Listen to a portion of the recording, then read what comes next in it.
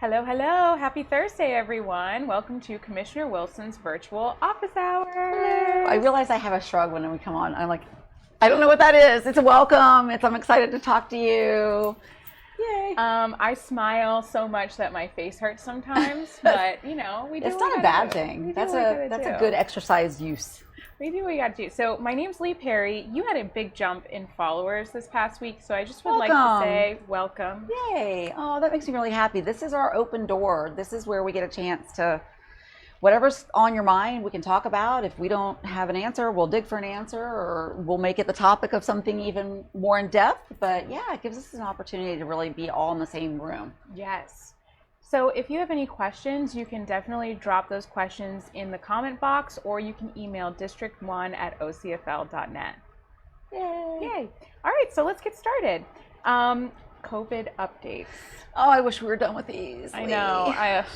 There was like 1 week I was like, this might be the last week. This has been a tough week. So our numbers here in Orange County continue to be alarming. And I want to be very, very clear about what we're hearing from our medical providers. The evidence is overwhelming that right now this is a pandemic, an epidemic of the unvaccinated. And there are, in the ICUs across Orange County and across the state, the resources are really being spread thin. Mm-hmm. Our medical providers are really being maxed out, and we are finally seeing some uptick in the vaccination numbers. But if you've been admitted to the hospital, you can't get your vaccine. It's too late by then. I asked point blank when I spoke with Dr. Pino and the infectious disease chief from Advent, I asked, are there people in the ICU right now because of some side effect of the vaccine? Because this seems to be what I hear from people that they're really worried about. Yeah. And they said, no, there's not. There is anecdotal reporting about side effects that have been similar to other vaccines for people who have adverse events to other vaccines. But there has been across the board a high amount of safety and efficacy for this vaccine. And on the flip side, the Delta variant is now the predominant variant going through our population, and it spreads faster. It is a lot more deadly, and it seems to be a lot harder on young people. At some point in the beginning of this horrible COVID experience that we're all going through, it was really scary to talk about the elderly people in our population. Right now, in a snapshot in time, the majority of our 70 and up are vaccinated. If they are getting some breakthrough infection, it looks like the cold, and then they seem to really move through that. It is right now our 30 to 55, and they are being intubated. They have debilitating organ failure. So please, if you can hear my voice right now, and you have a specific question, or you've heard something that still doesn't sound compelling about what we do have to offer, which is a vaccine, please reach out. I think there's so much good data right now. I like to go to the Johns Hopkins site. I like to go to the Mayo Clinic site. These are trusted medical providers, and you can get the data and the facts. And so, yeah, that's sort of where we are. The mayor hasn't initiated a mask mandate here in Orange County, even though there was a protest against the mask mandate here at the administration building. But it's a suggestion at this point, because what we know is that if we're vaccinated like we are in this room, that we're not going to make each other sick, but we may make someone who's not vaccinated sick. And so he's just trying to do whatever he can at this point to help get those numbers down. I am really heartbroken that the effect of this is going to be people who need other medical care. Yeah. Will maybe not be able to get that, because if all of our resources are going towards the unvaccinated who are getting really sick, then we've got fewer people that are going to be able to get in for elective procedures, even if that elective procedure is something that can prevent them from having to go into more treatment for cancer or preventative for heart health. So, it's really much bigger than one person deciding about something that they are maybe questioning. It's really about the entire community's health and what we're doing to keep each other safe. Yeah, we're not close enough, but we are so close. We're at 63% right now vaccinated, it would be so amazing if we could get to that 78%, because that's when you hit that herd immunity level. And it's just, like you said, it's taking a toll on our community in other ways, where people who might be putting off a surgery that could help improve their quality of life, or maybe have other, medical needs that they have to now put on the back burner because the hospitals are inundated. Yeah, in Orange County alone, 1,400 people have died from COVID. And the one thing that they all had in common was that they were unvaccinated. Yeah. And so that's the facts. And I just want to make sure that if there's other questions, that we answer them. The county has ongoing vaccination opportunities at Barnett Park. Yep. We have 2 different locations for testing. Right now, the testing capabilities are sort of being maxed out because there is so much spread amongst the unvaccinated. So just if you want to check to see what the hours are, go on to ocfl.net, COVID-19 updates. There's all kinds of information on there. Our county's rental assistance program is ongoing. I know there was a lot of talk this week about what was going to happen with the eviction moratorium, and I will say something. I want to give a shout out to my public interest lawyer friends out there in the world that were ramping up their efforts and linking arms to try to make sure that they were giving representation to people who are potentially facing homelessness like this. It appears that there is going to be some reprieve. The eviction moratorium aside, if you have back payment, if you are in arrears is what they call it, there's basically your rent is piling up and hasn't been paid, you may be a candidate for assistance. If you live in the city of Orlando, Orlando has its own application process. Orange County's application process does apply to any municipalities in Orange County except for the city of Orlando. Yeah. We just recorded a video with Diane Arnold, one of our staff members here at the county, who really broke down the application process for emergency rental assistance. So just go into the videos right there on Facebook, and you can have a step-by-step on that application. And it was really great because, we have friends and there's so many people out there in our community that are really trying to help other people. And so anytime there's a form and an online form, it can be daunting. And so this training was really geared towards, potential partner organizations to help other residents get through the process. From what I learned about this is when you look at the numbers of the applications that have been able to be processed all the way through, it really looks like there's a very small number that are getting through and that there's this large number that haven't been approved. But what I understand is that there were duplicate forms opened in some of these cases. So just understanding that it can save for later if for some reason you have to stop the application process, and making sure that if there's a question about it that you reach out. I think there's always someone here at the county that can walk you through the process, either from our office, through Diane's office, the Family Services Division, and then also if there is a trusted nonprofit partner that you know of, make sure that you're connecting with them. They may need your help as a volunteer. Perfect. So let's go ahead and do a recap of your week. You had a really awesome conversation about Vision 2050, which we bring up every week because it's so important that you do the surveys on, Orange County. I'm just blanking. It's Vision 2050. If you put Orange County, Florida, Vision 2050 in your search bar, it'll pop up. And I want to say that even if you didn't do the surveys or you haven't been following the whole time, that's okay. This is about the planning for the future, and Vision 2050 sounds so sci-fi. Yes. But really this comes down to our code and our zoning and how we're treating our development process in the future and going forward from here. We all kind of know that there were things when they first visualized the way Orange County was going to look, that it looks very different now. There's been a lot of growth in areas that were originally contemplated. There's been, sort of the ebb and flow of, shopping outdoors versus, how we all feel about farmers markets. And so this idea of what makes a community a really valuable and a successful community, and what you see as your place in it, is sort of what they're trying to capture in Vision 2050. And I think it can be really daunting to look at the language they use, but Vision 2050 is really about the way we're moving forward in planning. So if you know something about the way we've planned in the past and you have some input about that, it doesn't have to even come in the survey form. If you want to write a letter, email to the whole county, we will make sure that that also gets included, because I think learning the vocabulary they use sometimes in planning is its own exercise in boring people to death. So I would rather just hear from people. What do you think works? What doesn't? I find the people I talk to consistently say, I want to be able to walk and bike around where I live. I want to make sure my kids don't have to cross a busy road to get to school. I want to make sure that I am not really far away from where I, live, work, play. Those are consistent things that don't have to be complicated with the language. Yes. And before I tripped over my tongue, it's orangecountyfl.net/vision2050. So if you do want to do the survey. And I always scoop that up, so I just Google.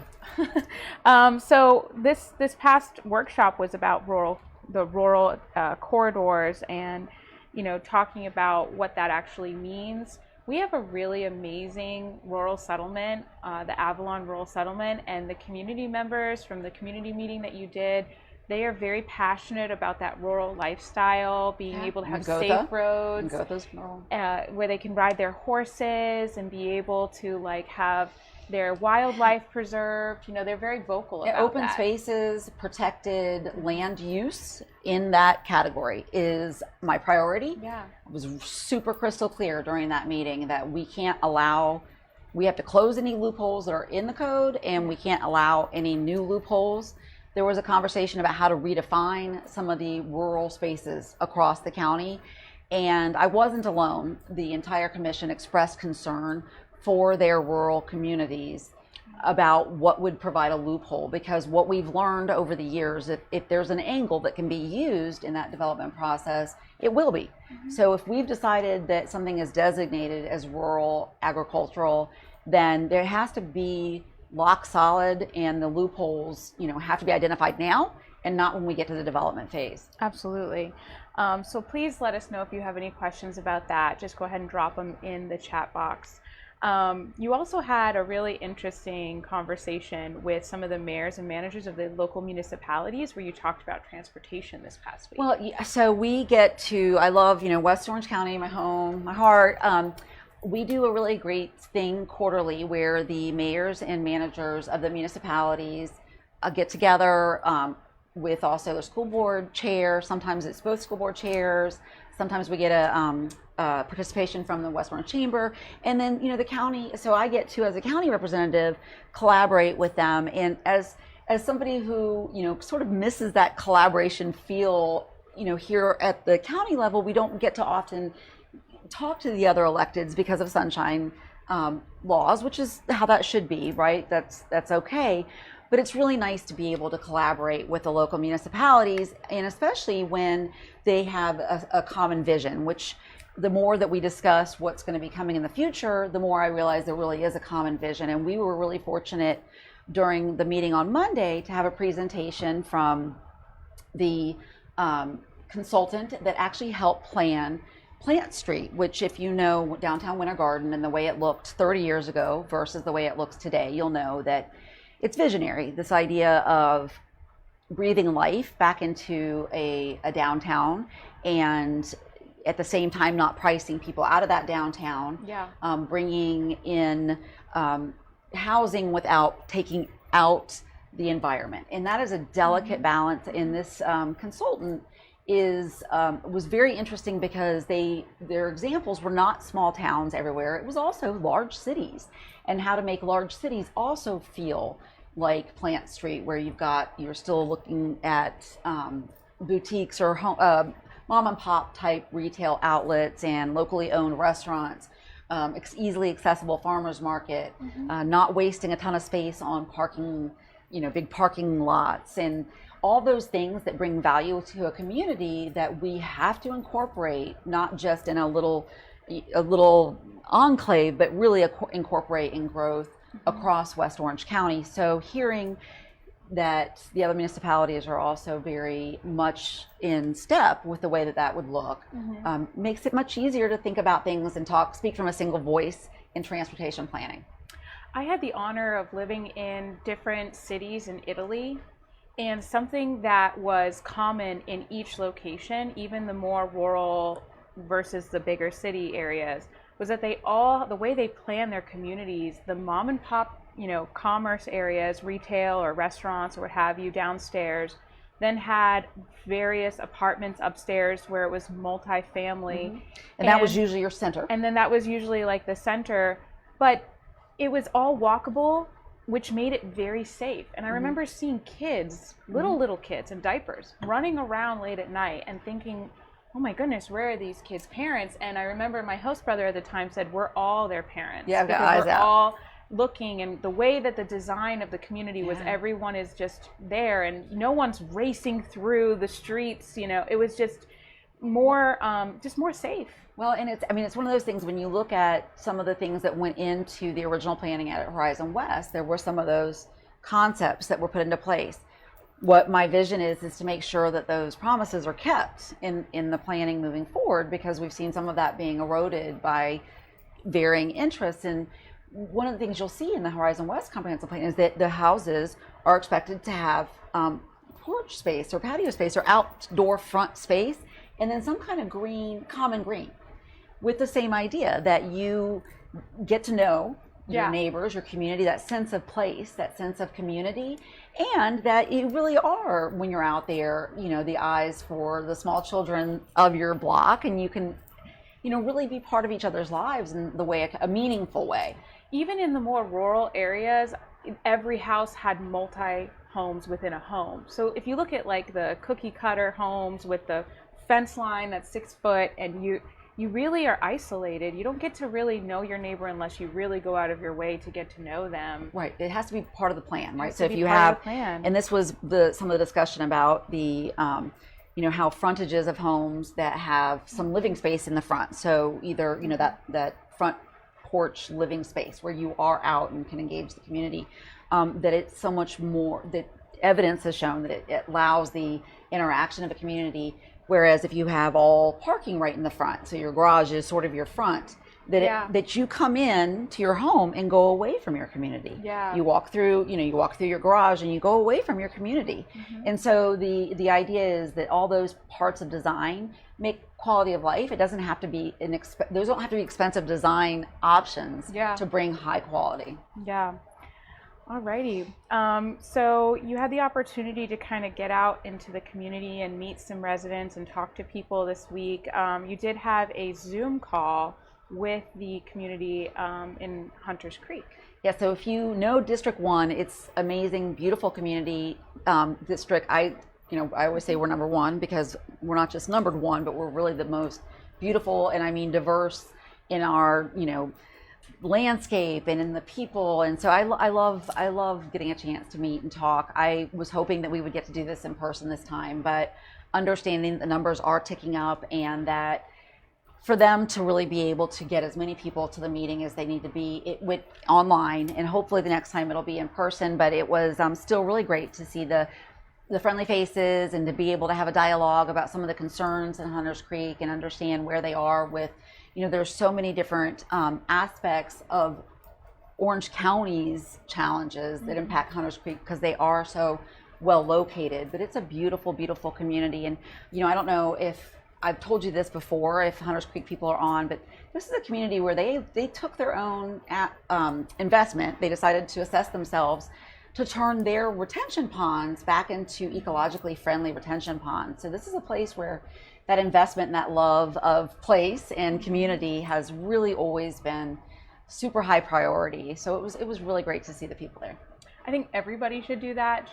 I'm always going to push. I use Hunters Creek as my example for other communities because it was a decision they made to invest, and it brings everyone value. Yeah, I think how we treat our water should be like a symbol of the health of our community, and not just moving water from place to place for storage. But that's a whole other conversation. Yeah, it's valuable. It's valuable, and it makes property value. And it becomes, if you walk around Hunters Creek, it's a beautiful place to be. Yeah, that really shows. So, and I know that there are, some.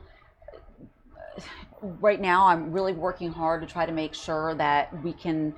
There's a trail update that we're trying to make sure that we're protecting some of their environmental investments there, investments that we partnered with them for. And then we're also, trying to dialogue and figure out if there's something the county can do to help out with what's going on at their golf course community, their golf course. It was purchased by a developer, and so there's some challenges in trying to make sure that what it was intended to be for residents is stays. And so there's been a lot of talk here in the county about, how we can help. Obviously, if it's privately held by a private owner, that it's not a public land. So our options are limited, but any place that we can try to make sure that we're helping them get that benefit is really top of my mind. Yeah, awesome.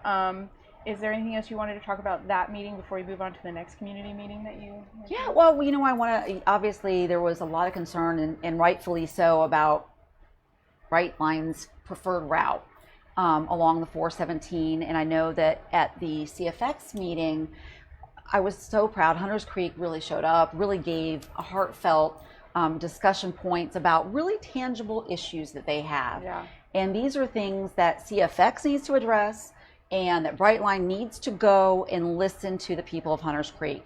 There were, at some point, there was supposed to have been a sound buffer already there. And then because of some loophole, it wasn't put in. So I'm going to continue to advocate for Hunters Creek to get the sound buffer, and make sure that if CFX hasn't heard loud and clear from them, they hear loud and clear from me. And I have been discussing with all levels of our administration here in Orange County for ways that we can articulate Hunters Creek's needs, and making sure that they aren't overlooked and that they don't lose not a single bit of their value. I'm still learning what an elected official can do and what your jurisdiction is in comparison to private entities, and then you have FDOT, and there's jurisdictional overlaps, and you just people need to kind of learn what those differences are, and I'm still learning. I think it's really complex in transportation, especially because we think of transportation as being a government entity. Governments put in, you pay your taxes, and you get your roads, and you drop a quarter in the toll, and the Expressway Authority uses that to repair the toll road. So there seems to be a certain model that we understand for transportation, but Brightline is a private company. So if you look at the way we are going from city to city or from state to state, it may be an easier way to understand their entity.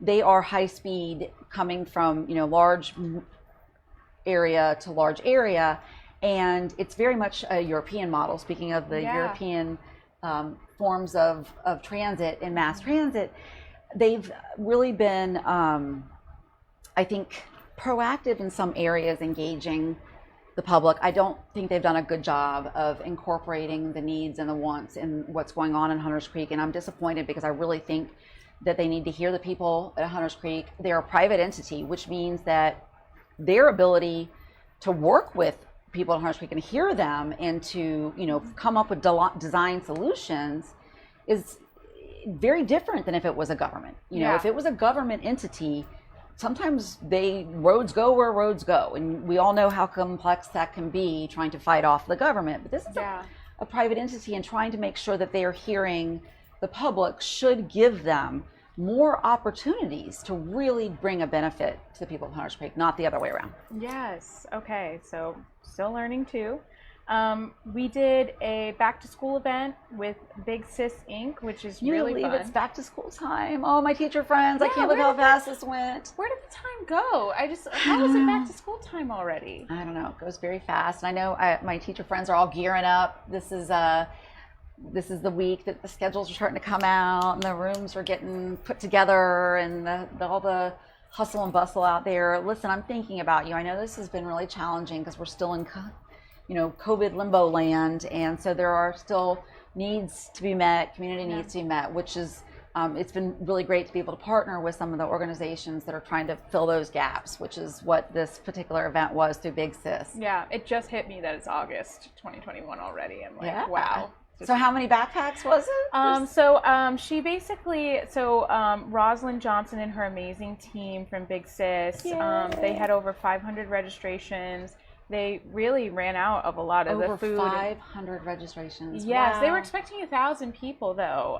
However, we got rained out pretty hard, but we were still able to have many different nonprofits show up, like Polis and other foundations that attended, that we were able to give a lot of the backpacks and things like that. We were just helping.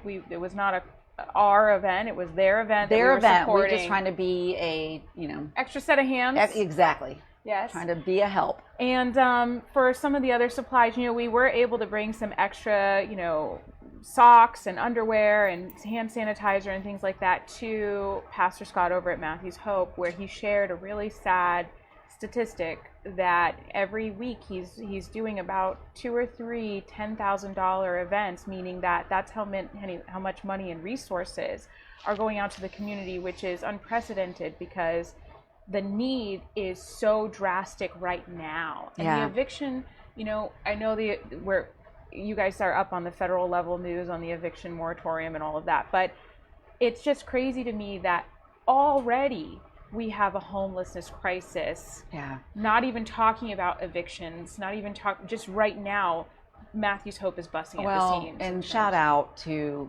Pastor Scott and his team at Matthew's Hope, because they get up every day and with the heart of servants and spirit of the Lord in their hearts, they go out and they serve their community. And I, standing back here trying to figure out how to get more resources out there, and the bureaucracy of it makes me so frustrated. So when you hear of us partnering with a nonprofit to try to even just elevate what their needs are, so that as a community, government funding aside, that we elevate what we can do, we're going to try to do that every chance we get. Matthew's Hope doesn't take government funding. And so their donations that you bring in to them, financial, or the supplies they need, hygiene supplies, socks are always an issue. It is wet out there right now. Yeah. Sneakers, like new, and I don't want, your stinky old ones. These are people that we're trying to make sure can go out and get Not jobs. Your dress shoes. Not your dress. Well, I don't know. I mean, it depends if there's an interview coming up, but just check with them. And because the needs they're fulfilling are whatever is missing. And they have a story that recently they shared with us about a gentleman that was homeless and all of the struggles that came with that as a result of being blind from a disease that can be corrected in surgery. So what they used their fundraising dollars for there was to get the surgery done. They have a medical team now, medical outreach, because they found that if they can take care of some of that part, that those are people then that re-enter society with a whole new level of capability. Yeah. And that's not just blindness, right? We've got people who could use, the investment of a hearing aid, of just reading glasses, of, some extra courses in English, language for the utilitarian purposes of getting ID'd and making sure they can fill out forms. So those are all things that aren't cutting edge technology. It's just fundamental humans taking care of other humans. So thank you to Matthew's Hope for doing as much as they do out there. We're so grateful, and we will continue to try to partner and every chance we get. August 21st, we're doing a supply drive. We'll be doing a drip campaign between now and then, so that you can get not just a list of their needs, but also kind of fun facts on the why behind each of these things. Because if you can really put yourself in the mind of someone who's in the front lines of homelessness, there's a lot of needs that they specifically have. Yes. So we'll be trying to educate people through the social media campaign, and then driving people to bring supplies on August 21st. And I want to also really quickly, because I didn't have a chance, I don't think, do this the last update, I wanted to give a shout out to, right down the street from Matthew's Hope is a nonprofit healthcare provider called Shepherd's Hope, that is basically run by volunteer clinicians, so volunteer doctors, volunteer nurses, to provide health services. And we recently, as a county, invested in a satellite office of our Victim Service Center at that location. So District 1 does have a location where victims of sexual attacks or a wide variety of victim services available right there across from Maxie School, right there in Winter Garden. So these are resources that I think, obviously when it's new and getting the word out and just making sure that people know that they don't necessarily have to come downtown for that resource. They're still doing televisits also, because they find that while we were in that space where we weren't sure if we were supposed to be virtual or we were supposed to be, coming in to do clinic visits, that people were really comfortable talking about some of the mental health component of recovering from a victimization in a telehealth setting. And so if they can get people there and get those services to them by doing that, they're going to continue to do that. It was a really great thing to bring that to that area and make sure that people in District 1 have it available. Awesome. After the back to school event, we were able to bring together the community of Tildenville for a follow-up community meeting since the last one that happened in May, which is really great. Those folks out there are so nice. So I love the people we've met, and I love watching these, the relationships building, not just with us and people, but with people and people. Yes. The thing about Tildenville that I think people don't really understand is, even though it has a designation and a name based on the census and based on its historical value, it's not incorporated. It doesn't have its own charter, it doesn't have its own municipal structure. So really it's up to the residents. And so knowing that they really, when I came into office, reached out with some concerns, safety concerns, there was some violent crime going on, concerns about some youth conflict, and what would be available to try to make sure that these young people are plugged into things that will, keep them in the pipeline of great career path, as opposed to the pipeline of not making it. And, really looking at the violent crime that led up to our first meeting, it wasn't just people ending up being arrested, it was death. And so hearing the stories from the people out there that first time, and understanding what their challenges are in accessing resources and having a relationship with law enforcement. And I want to thank the Sheriff's Department for really, really, really jumping in and building those bridges of trust and listening, because you go into a community, and even though it's my community as a whole, that's not my community on a micro level. So hearing them and having the Sheriff's Department there and Captain Ela listening to people and responding. Winter Garden, great job partnering with us to bring street lights into the area that they have some jurisdiction over, and Parks and Rec coming in and helping out, figure out, where we could clear so there was better visibility in the park area.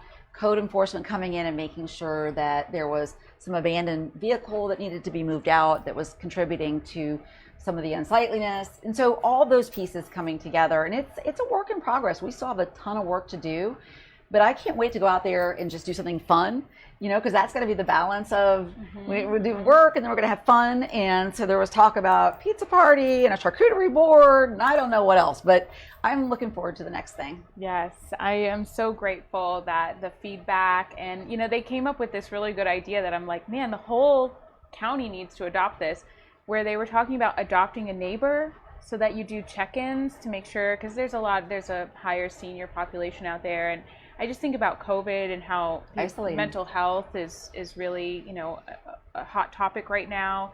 If we all adopted our neighbor and really thought about that, like just to do check-ins, and actually that night I was thinking about some friends that have talked to me about battling with depression. And because of that conversation, I texted them just to be like, hey, just checking on you. How you doing? Well, and especially in a neighborhood, and this is something that for those of us who put our heads down at night in a place that feels really safe, that's a privilege. If you are in a place that feels dangerous, to have your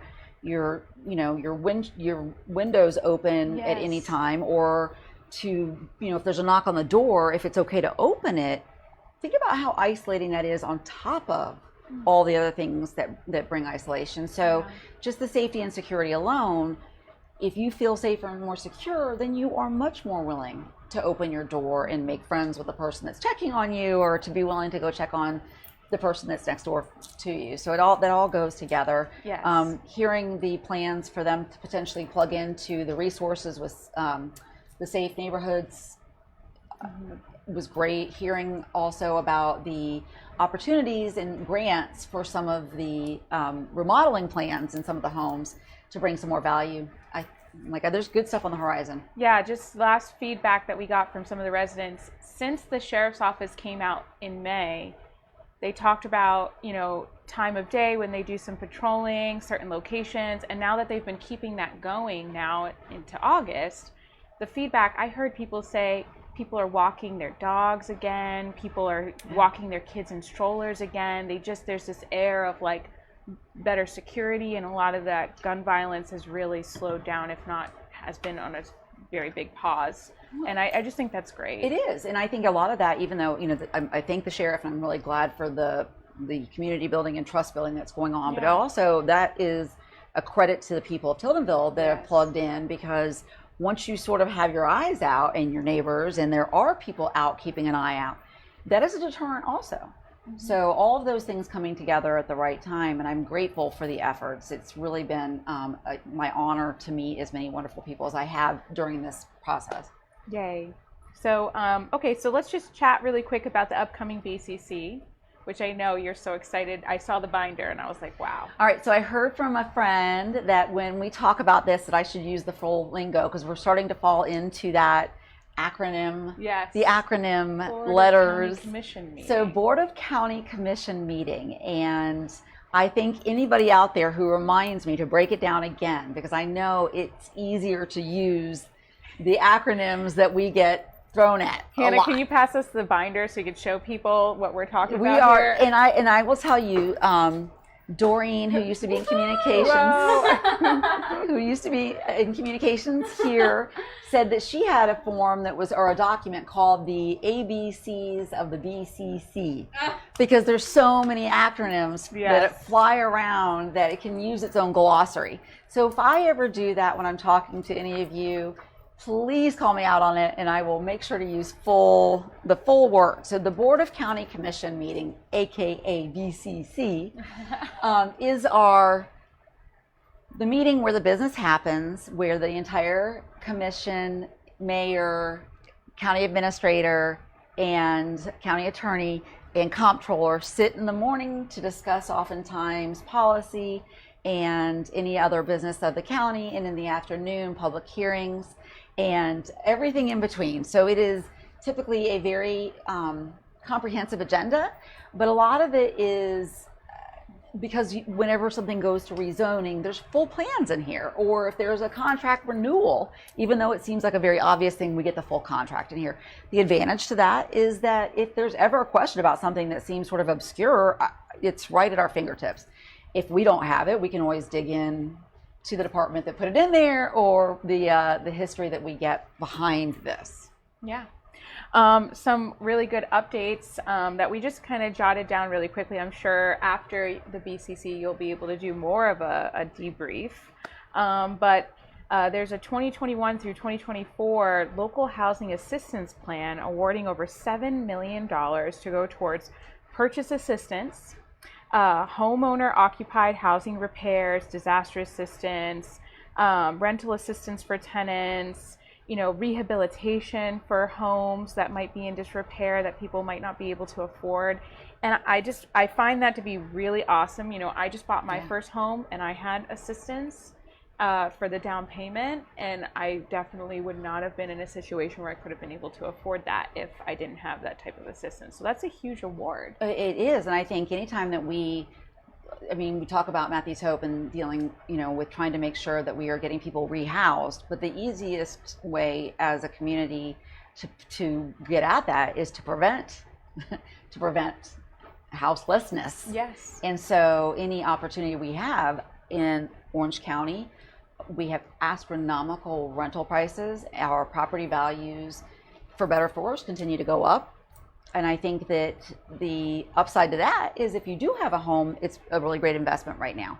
If you do not have a home, it's really hard to get into the game. And it's really hard as a first-time home buyer or a home buyer that has some other challenges, whether they are, physical limitations, economic limitations. So seeing us come at this in different ways through the housing initiatives is really, really gives me big optimism, knowing that it's just getting harder and harder.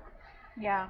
Well, this is something that really educated me, because I saw all these new homes being built that I thought, okay, everyone's going to move here from, New York and California, and I'm seeing people move here, but then I realized that there's limitations on some of these things. You have to be an Orange County resident, and or City of Orlando has their own programs for assistance and things like that. It's kind of a way to help residents that are here, move up in your housing opportunities. If you've been renting forever, how can you transition from that to being a homeowner? How can you make sure that, if you're ready to jump into that market as a family, how do you get in that door? And that's, there's just also sometimes very specific groups or areas where getting that foot in the door is the critical piece to it, and then getting out of that rental loop. Yeah, absolutely. Speaking of that, there's an emergency housing voucher program, over $700,000 from the American Rescue Plan for emergency rental assistance being added. I saw an article that less than 2% of the emergency rental assistance at the state level has been dispersed. So I want to make sure that you all, if you have any questions on how to tap into any of these funds, that we make ourselves super available. Yeah, and I think part of the issue is with that, because that looks like that's just sitting out there, was that with this second round of funding, it really did restart it, and this one allows for more time. Good. So this will go on for another year plus, which the last time we talked about this, there was a really narrow window of time. Well, as we know, as bills come up, and if you can't make them, sometimes you put it off for a little bit, or you're paying this piece but not this piece, and you're kind of shuffling over here. It takes some time to realize, I'm now so far behind, I may lose this place. And so the idea of having this extra time to capture people who are the most in need of getting that back pay assistance. The other component to it, and this is something that I want to share with people in my district who are investors, is that it's a voluntary program for landlords and renters. So we have to have both. And I know it's been a very frustrating time for the people who do rent property, because they also have a mortgage to pay, so this isn't something that just goes into a pocket somewhere. It literally gets paid to a bank that owns the, part of the house as part of an investment. So that voluntary, buy-in or, participation from the landlord and the tenant is how we really move those funds. And understanding that it's temporary, but at least we'll get people caught up, and hopefully, so that when things kind of get back full swing in whatever their employment case is, that they're not so far behind that they have to give up that place, because the landlord also ends up in a situation where they're out of money, because you're either you're having to transition someone out and someone back in, and all that back rent just goes away. So it can be in a lien that you're going to put it on somebody, but it's a much better plan to participate voluntarily and help those renters stay in place and help us get them caught up so that we can move forward. I would love to have an economist here to chat with us, because there just seems to be so many moving pieces and so many factors when it comes to the jobs that are here, the jobs that are online, some of the places that had to close due to COVID, and then all the assistance that's coming for small businesses. I would love to know. All those great economists that we know over there. We can have someone come in and sit on the couch and talk about our local economic drivers and what they see. I see a lot of businesses that are closed. I see a lot of businesses that are closed, especially when you leave Orange County. You see some of the Seminole and Volusia. There's a lot of places that are closed. And I'm like, are there too many people and not enough jobs? But then I think of how many places went remote permanently. And I just would love to know that science. My brain just went there. Well, I think there's going to be a catch up in sort of the study of it, because what were originally sort of thought of as brick and mortar businesses have changed. They have evolved, and that wasn't overnight. You think about what's happened with our sort of delivery society. COVID just sped it up quite a bit, but that also then opened up a whole different group of economic opportunities, because all of a sudden now anybody could be an online. Having their own online business. So, I have a couple of friends that came from a hospitality world, and then when things shut down in our tourism industry, pivoted to what their creative passions were, opened up Etsy stores, and now making 3 times what they were making. Yeah. So, it's just a different, the economy does adapt. And, I think it's the great part of watching some of that free market at work, in the hopes that we've got enough resources to catch anybody that's falling through the cracks, right? But, it's crazy. There are opportunities out there. I have friends that work in like a Canada-based tech company or in another state, and they'll never really, unless they do a retreat, meet their coworkers, but they work from home, and it's well paid. But anyway, so 2 more updates. There is additional funding for the Shingle Creek Phase 3, which I thought was really awesome for that. Yeah, you know what we might have to do sometime? I would also love, I know we keep talking about different people that we would love to have on the couch for couch time.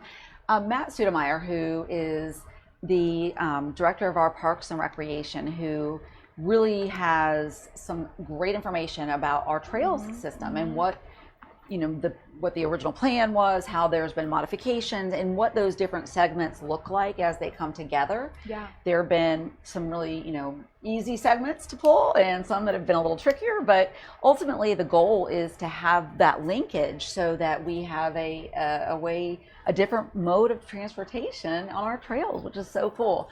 Plus you can really attract some great events to an area that's got a great trail system. You talk about a good selling point for a community. You tell them you've got good trails, good places to go biking and hiking, and that's how you bring your that's the fun department. Yes. That's the fun department to work in.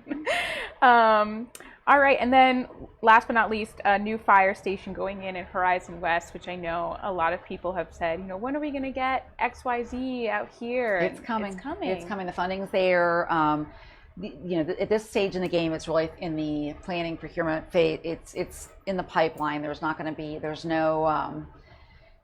It is just the process of getting all those pieces in place, but the land's been located and it's coming. And I think speaking with our fire and rescue people in Orange County, they're very excited about the sparkling new stations that are coming to Horizon West, and they really love people out in Horizon West. So thank you. And Orange County is also investing in their own training facility for our fire and rescue, which is great, because then hopefully we can also any young people that are interested in that career have a place to train right here, where we can also invest in their future as a career emergency services professional.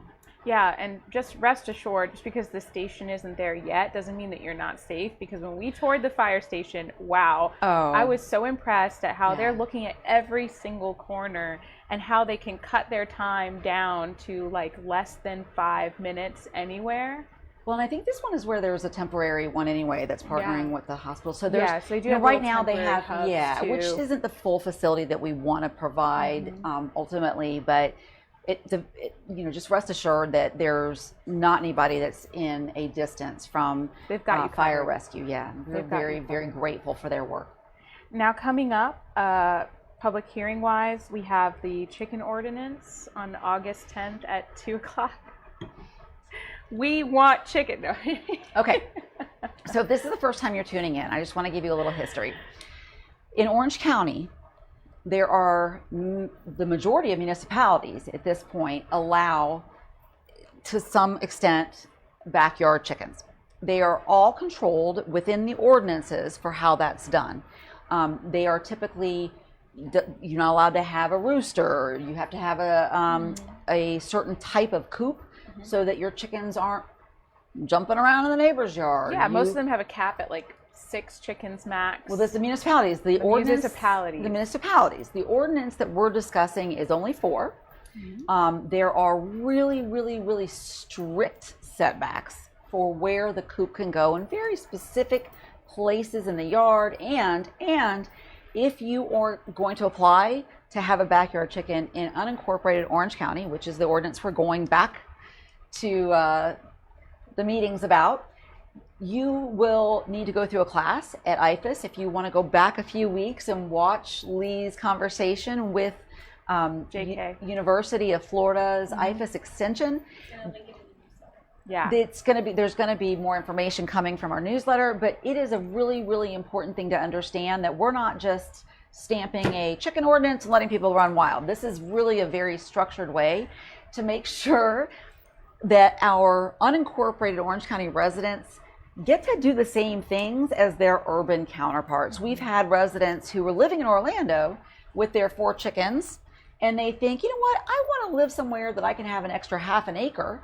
They move into unincorporated Orange County to where they think they're getting, more kind of a country More feel rural, or yeah. less urbanized, and then they lose their chickens. So, we want to be consistent when our garden allows for backyard chickens. I mean, there's just Maitland, there's just got to be a way to make sure that we're not penalizing people from moving into the unincorporated Orange County as taxpayers and as citizens who, with these ordinances, can do this in a way that is actually extremely conscientious of their neighbors. And if we think about what ultimately we want all of our residents to have, it's the best ability to provide their own resources. So we think about this self-sustainment as a goal for all people. And how do we get there if we don't let them figure out how to feed themselves? So, a backyard garden, fantastic. Backyard chickens, and you've got your protein and your vegetables. Yeah. You get some corn out there and you've got your carb. I mean, there's the idea of being able to really take care of yourself and your family in good times and bad is something that if we can provide that for residents, we've really done our job as a government. And so we think about going into lockdown and this idea of how we make sure we're keeping our residents safe and keeping them, healthy. Part of that conversation is food resiliency. Part of that conversation is making sure they can raise their own food. So we had a family that came in the last time and said, I have 4 kids.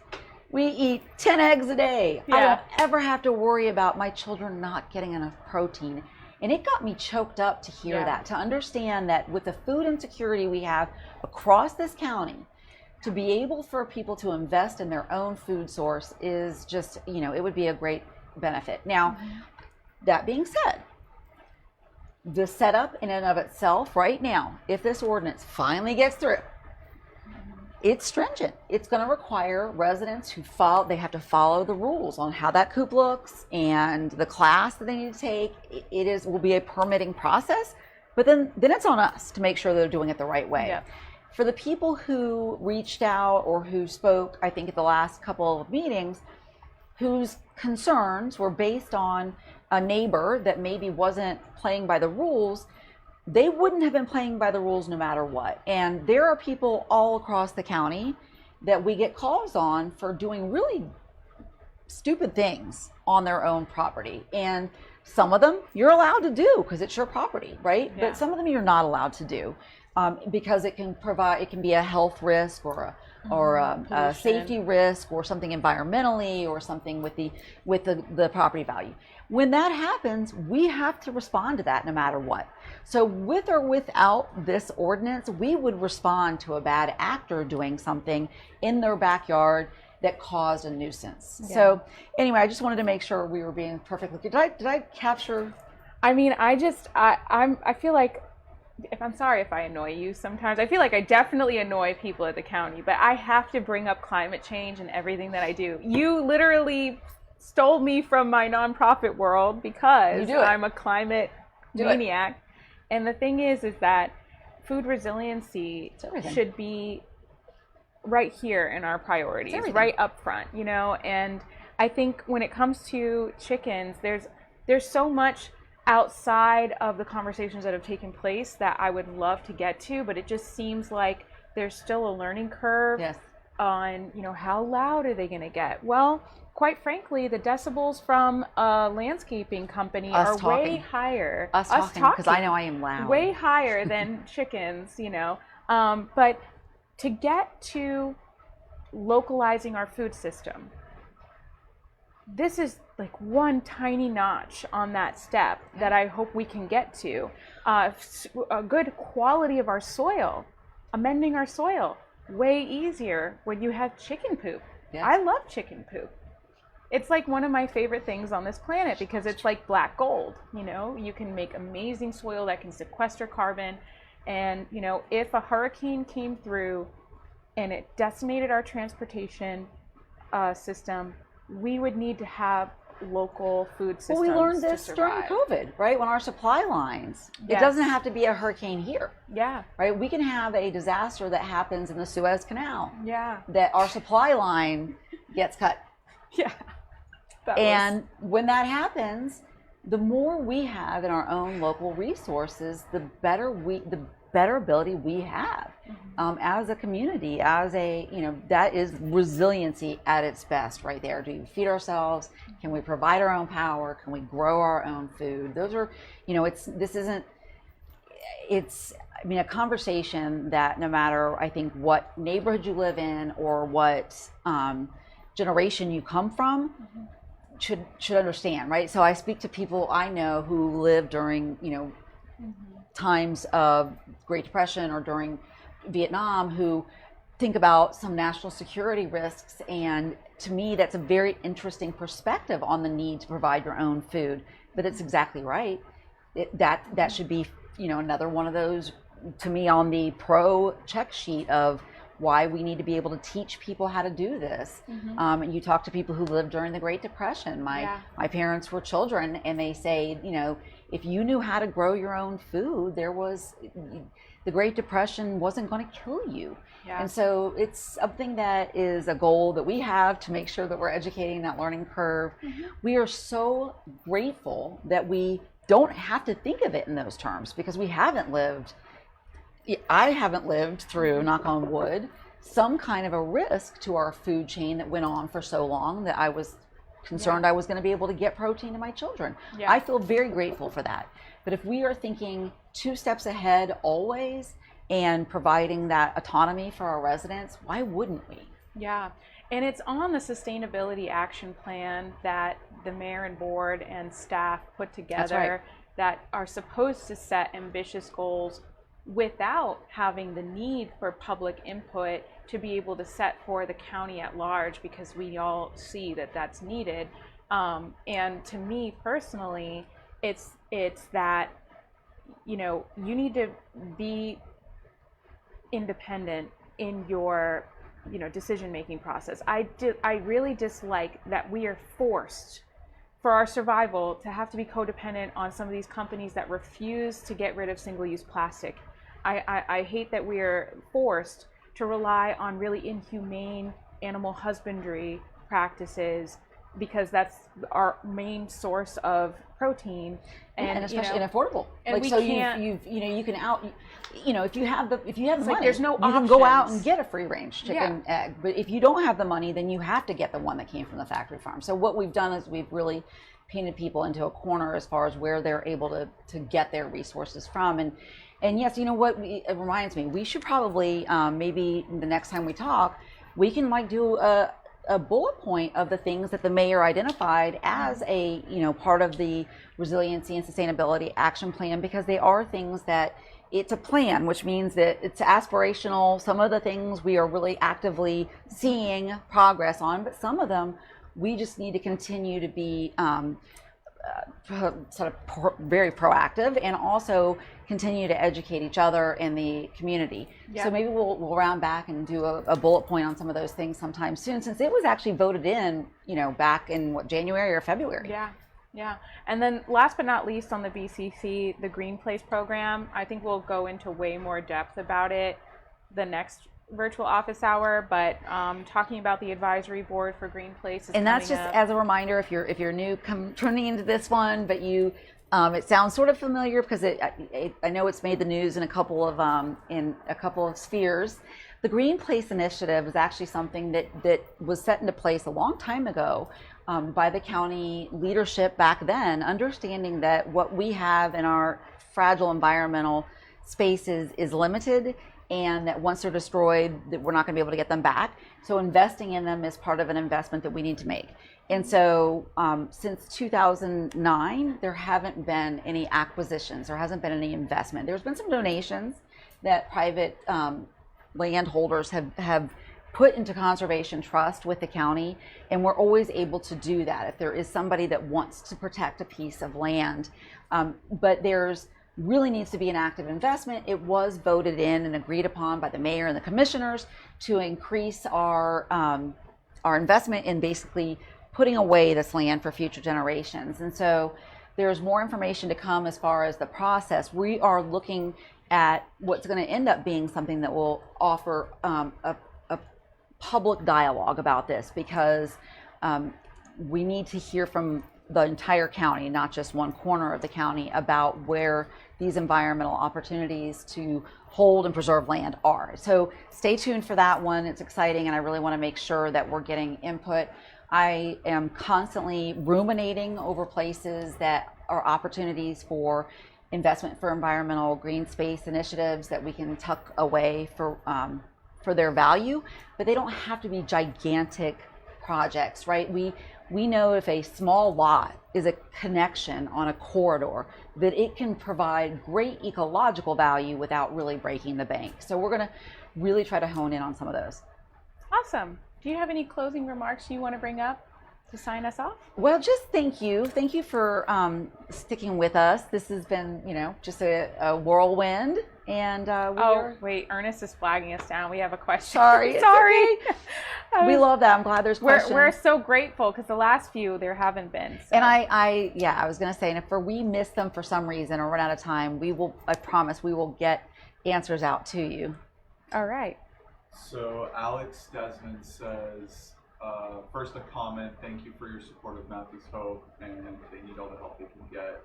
And yes, the question is, I was curious what your stance is regarding the apartments being zoned or built in Horizon 0 West and the congestion we're already seeing in the area. It's a great question. It comes up all the time, because I think I have nothing against apartments and high density dwellings. We need them because they are important for housing people, especially when it's in a really important place. So I think the answer is that I want to see, if we're doing multifamily anywhere, that it's someplace that they do have access to transportation, that the infrastructure is in place, that there's room for the people in school that will be going in there. It has to be a good fit. And that's where I try really hard to scrutinize the development plans, because for me, the idea of there being a housing shortage and fixing that by just throwing housing isn't really, that doesn't bring quality or value. What it does is thinking about where those densities are going to be and making sure that the people who are going in a higher density area or multifamily housing are near their work, their school, transportation options, transit options, and that we provide them the things that would need to come with a multifamily dwelling. So I think that that's kind of a long answer to a short question. So I'm sorry if that was a bit more than what you wanted, but I think it's a great question. Perfect. Any others? Awesome. Thank you so much. Let me just put this out here. If there was a particular plan that you're thinking of that has been in the works, I know we do the public postings of the plans, reach out, we can talk about it. And I try to make sure that I'm keeping in mind sort of all of the dynamics that go into some of those locations, and oftentimes residents know a lot more than I do, so please stay in touch about that. Awesome. Well, thank you all so much. Tomorrow's Friday and then the weekend. Yay! Thank you. Talk to you soon. Have a good weekend.